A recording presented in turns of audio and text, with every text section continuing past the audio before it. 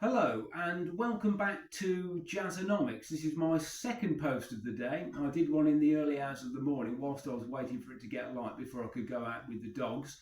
It's a completely miserable day out there now in the West Wales hills. It's wet, it's windy, it's misty, it's not particularly warm. So I thought, what better way to spend the rest of the day than entertaining you royally for another 4 or 5 minutes. I can hear the groans from here. I thought I would list my current favourite 5 live jazz albums. This is not a definitive list and it will be ever changing. These are albums that I've listened to very recently or fairly recently, and I've steered away from the usual suspects such as Art Blakey at Birdland, Sonny Rollins live at the Village Vanguard, Miles Davis, My Funny Valentine. I've picked some albums that you may not have listened to, and these are albums that have really surprised me and I have really enjoyed a great deal. First up, on the budget label Rocking Chair, I think it's a Spanish label, and it is Lee Morgan, Last Concert, Lighthouse. If Discogs is to be believed, then this is a compilation album of taken from 3 other Lee Morgan live albums recorded in 1970. The tracks are up-tempo, furious, the playing is blistering and incendiary, and the standout performer is Bernie Maupin, who plays tenor saxophone and bass clarinet on this album. His playing is absolutely exceptional, and he is a name that you may well recognise. He plays bass clarinet on Miles Davis's Bitches Brew. I think this album here, you can probably pick it up for a couple of quid on Discogs. Well worth a listen. Very, very good indeed. The second one, this is a surprisingly good album. It came as part of the very large job lot that I mentioned in my last video, and this is actually 2 albums on here. It's Coleman Hawkins, Roy Eldridge, Johnny Hodges, Hawkins, Eldridge, Hodges Alive, and Coleman Hawkins Alive at the Village Gate, both recorded in 1962.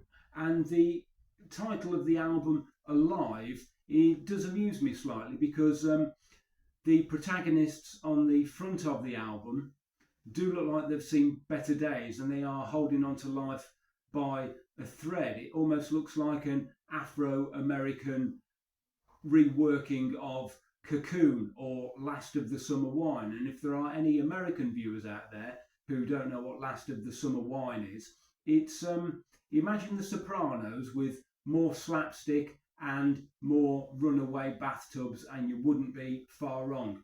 This is an exceptionally good album, and one that I was very much surprised by. This one is beautifully recorded. It is What Is This Thing Called Soul? Nat Adderley, Cannonball Adderley from 1960. Adderley is on alto saxophone, Nat Adderley is on cornet. A great album, well worthy of your attention.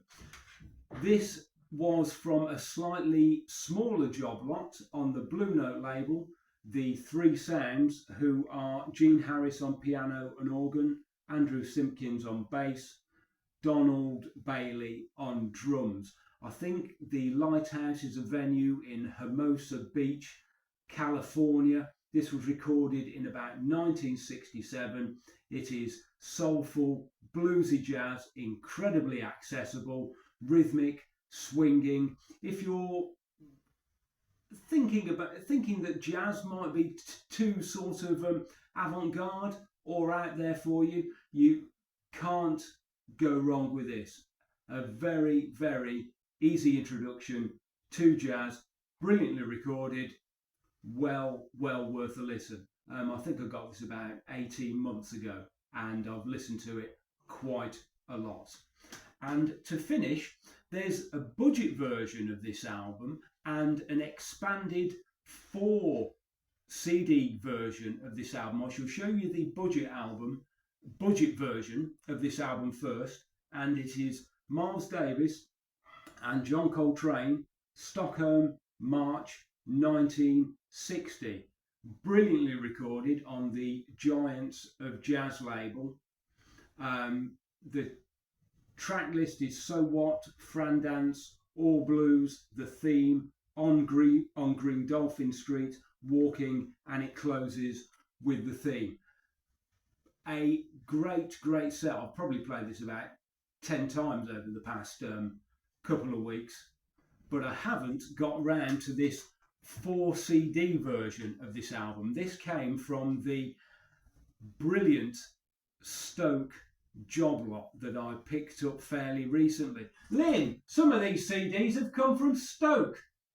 It is Miles Davis in Stockholm 1960 complete, and it says with John Coltrane and Sonny Stitt. I haven't listened to this. I think it's released on a Swedish label called Dragon, and if it's as well recorded as the cheap Giants of Jazz version, it will be magnificent. The cheap Giants of Jazz version does not contain Sonny Stitt. I'm very much looking forward to listening to this. This is the only one that will probably cost you quite a few pounds, probably around about the £20 mark. The others can be picked up for a few quid here and there. Thank you very much for watching. Again, I hope this hasn't been overkill. If you like this video, please like, share and subscribe. And to quote the great Jimmy Hill, the dogs need to be weed. This was Jazzonomics.